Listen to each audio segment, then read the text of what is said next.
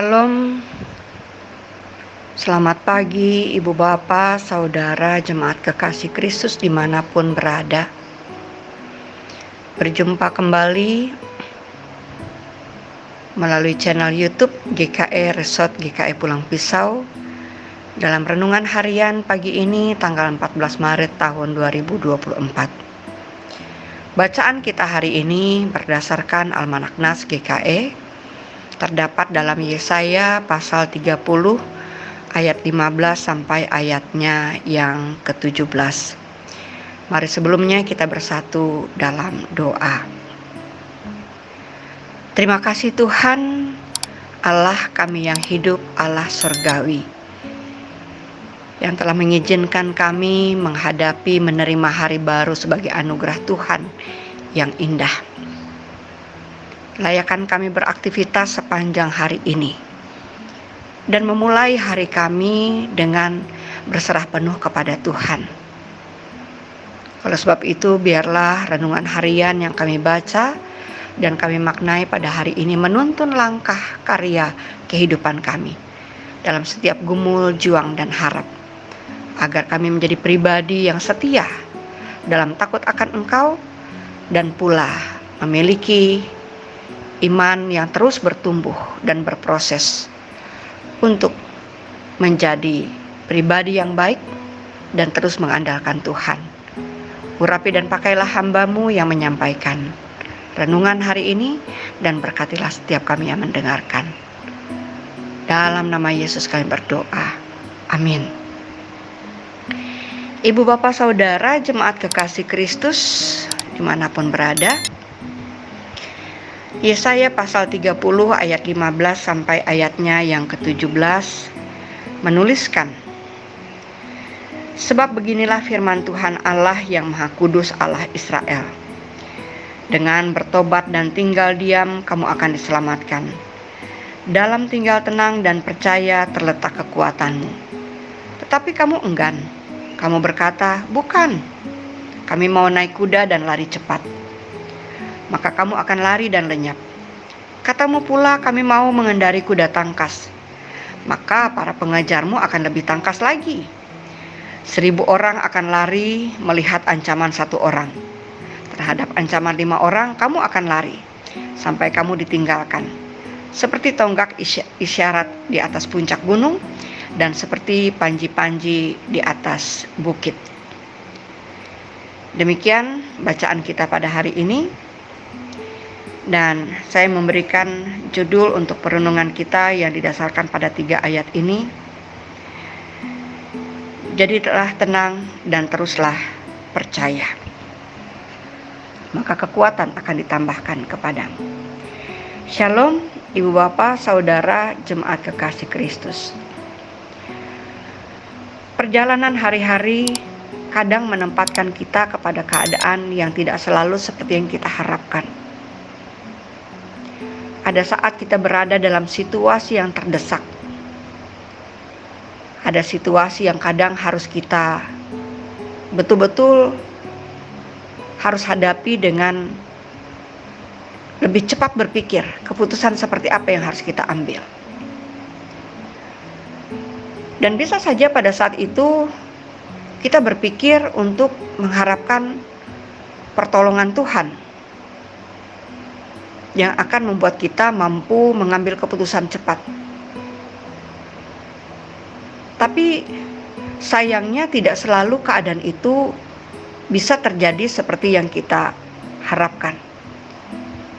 Nah, pada saat itu muncullah ketidaksabaran dalam diri kita. Muncullah keinginan untuk melakukan dan menemukan solusi berdasarkan apa yang kita tahu, yang kita pikir benar, dan yang kita pikir bisa untuk kita lakukan. Nah, saudara serta ibu bapak jemaat kekasih Kristus, kembali kepada bacaan kita. Secara keseluruhan, tema sentral dalam Perjanjian Lama memang bicara soal keselamatan. Dan secara spesifik, ketika itu terjadi dalam kehidupan umat Israel, Perjanjian Lama hendak memberikan peringatan dan tuntunan bahwa keselamatan Israel itu tidak terletak pada kekuatan militer, tidak terletak pada kekuatan asing. Namun Israel seringkali lupa atau menolak untuk mengandalkan janji Tuhan. Bahkan ketika mereka melakukannya, mereka justru mendatangkan hukuman atas diri mereka sendiri. Dan ini yang kita temui dalam bacaan kita hari ini. Nada ketidaksabaran terlihat dengan sangat jelas. Walaupun telah didahului dengan peringatan dan firman Tuhan yang mengatakan untuk bertobat, tinggal diam, untuk tinggal tenang, dan tetap percaya. Tetapi keengganan, ketidaksabaran itu lebih menguasai hati dan pikiran, sehingga mencoba melakukan sesuatu di luar dari apa yang sebenarnya Tuhan inginkan untuk kita kerjakan. Dan inilah yang dihadapi oleh Yesaya. Karena pada zamannya Yesaya sang nabi memperingatkan agar tidak bersekutu dengan Asyur, karena menganggap hal itu hanya akan membawa bencana. Dan memang betul perkataan Yesaya ini terbukti benar. Ibu bapak saudara, jemaat kekasih Kristus, mengharapkan solusi jalan keluar untuk berada dalam sebuah keputusan yang benar kadang membawa kita kepada kesadaran bahwa saat itulah kita memahami bahwa kita memiliki kelemahan. Dalam kelemahan kita mengharapkan kekuatan. Nah, dalam keseluruhan Alkitab telah diajarkan, telah diketengahkan bahwa kekuatan sejati itu sesungguhnya ditemukan dalam kelemahan dan bukan dalam kekuatan manusia. Karena dalam kelemahan kita manusia yang terbatas, kita akan berharap ada kekuatan-kekuatan baru yang Tuhan tambahkan kepada kita. Namun memang walaupun ini bisa menjadi pelajaran, tapi pelajaran ini pula sulit diterima oleh umat Allah. Dan janji Alkitabiah tentang kekuatan dalam kelemahan memang bisa saja ada hubungannya atau tidak dengan kebijakan luar negeri suatu bangsa yang ketika mereka berhadapan dengan dalam situasi terdesak, maka keinginan untuk keluar dari keterdesakan itu membawa mereka kepada keputusan yang ternyata adalah keputusan yang keliru. Oleh karena itu, apa yang bisa kita renungkan pada hari ini? Ketika kita juga mencoba merenungkan, memaknai situasi yang kita hadapi dalam keseharian kita. Memang sulit menantikan pertolongan Tuhan di tengah kesukaran. Kita bisa saja tergoda untuk mencoba menemukan solusi sendiri. Dan itulah yang dilakukan oleh orang-orang Israel pada masanya. Di bawah ancaman musuh, alih-alih berpaling kepada Allah, mereka malah mencari bantuan dari Mesir. Seperti yang dituliskan dalam Yesaya pasal 30 ayat 2. Namun Allah berkata, dalam ayatnya yang ke-15, seandainya saja mereka mau bertobat dan menaruh kepercayaan kepadanya, maka mereka akan menemukan kekuatan dan keselamatan itu. Dan dalam ayat yang mengikuti selanjutnya, dia bahkan berkata, Tuhan menanti-nantikan saatnya hendak menunjukkan kasih-Nya kepada kamu. Dapat kita jumpai dalam ayatnya yang ke-18.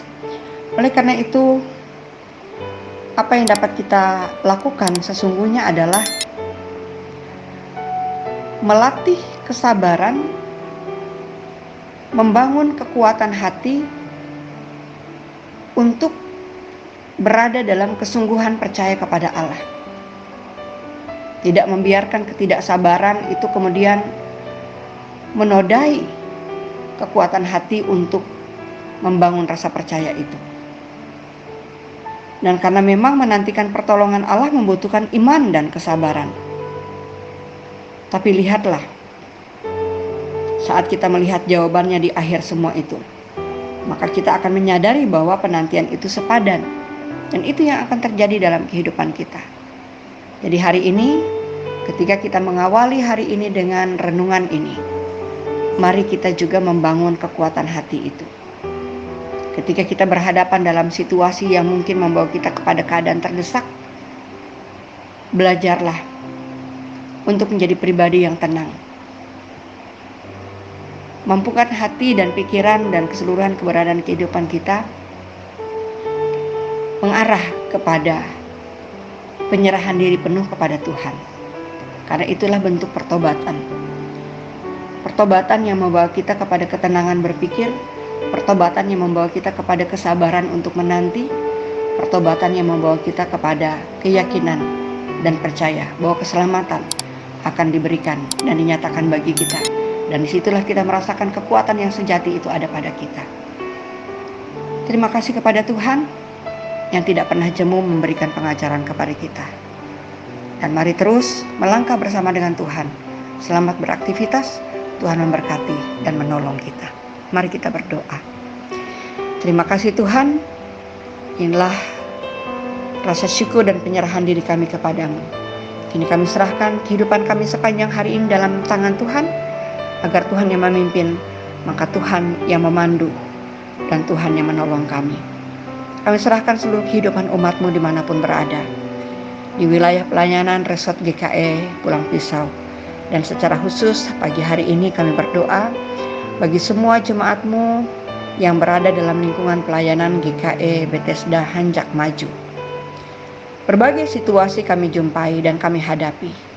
Tapi dalam berbagai situasi itu pula kami percaya bahwa tangan Tuhan yang kekal akan merangkul kami dan tidak akan membiarkan kami melangkah sendiri. Bagi berbagai situasi, kondisi, dan keadaan, yang sakit Tuhan sembuhkan, yang berduka Tuhan berikan penghiburan, yang berbeban berat Tuhan berikan kelegaan, yang berada dalam kelemahan hati, berada dalam kelemahan tubuh, berada dalam kelemahan iman dan rohani, berikan kekuatan, topang kami dalam kuasa-Mu, tuntun dan bimbing kami dalam kehendak-Mu, sehingga waktu-waktu yang kami hadapi dapat terus menjadi motivasi dan semangat bagi kami untuk memuliakan Tuhan dalam pekerjaan-pekerjaan kebaikan. Terima kasih Bapa, demikian pula bagi semua pekerja-pekerja jemaat, hamba-hamba Tuhan, pengurus-pengurus jemaat-Mu dalam berbagai situasi, kondisi, dan keadaan, dan juga bagi lingkungan jemaat GKE Bethesda, senantiasa bersinergi, bersehati untuk menunaikan tugas, tanggung jawab, dan kewajiban dalam menjalankan tugas fungsi peran kami dengan baik dan penuh tanggung jawab. Terima kasih Bapa, dan biarlah dalam langkah karya kami ke depan, kami terus mengandalkan Tuhan, menjadi pribadi yang setia dalam rasa takut akan Engkau. Dengan demikian nama Tuhan boleh dimuliakan. Dengarkanlah doa kami ya Tuhan, yang kami bawa dalam doa bersama kami. Bapa kami yang ada di sorga, dikuduskanlah nama-Mu. Datanglah kerajaan-Mu, jadilah kehendak-Mu di bumi seperti di sorga. Berikanlah kami pada hari ini makanan kami yang secukupnya. Dan ampunilah kami akan kesalahan kami, seperti kami juga mengampuni orang yang bersalah kepada kami. Janganlah membawa kami ke dalam pencobaan, tapi lepaskanlah kami daripada yang jahat. Karena Engkau yang punya kerajaan dan kuasa dan kemuliaan sampai selama-lamanya. Amin. Tuhan memberkati engkau dan melindungi engkau. Tuhan menyinari engkau dengan wajah-Nya dan memberi engkau kasih karunia. Tuhan menghadapkan wajah-Nya kepadamu dan memberi engkau damai sejahtera.